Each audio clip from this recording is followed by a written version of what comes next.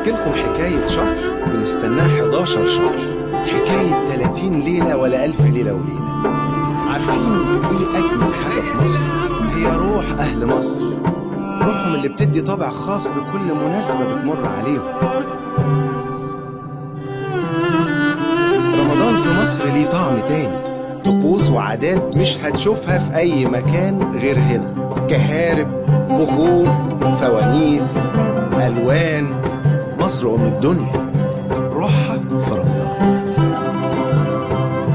يا سلام، يا سلام بقى على فسحة العيلة بالحنطور بعد الفطار على كورنيش اسكندرية مع شوية هوا وطراوة، متعة ملهاش حدود.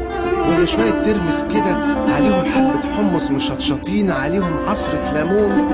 يا سلام، في رمضان مصر ما بتنامش، حفلات وسهر في مهرجان فوانيس طول الشهر وكمان في العيد.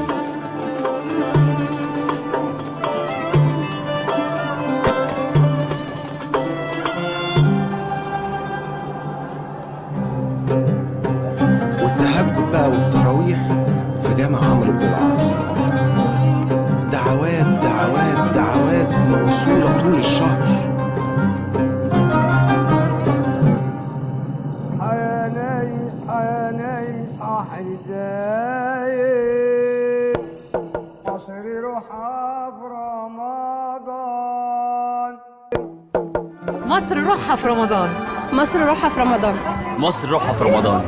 مصر روحها في رمضان. مصر روحها في رمضان. مصر روحها في رمضان. مصر روحها في رمضان.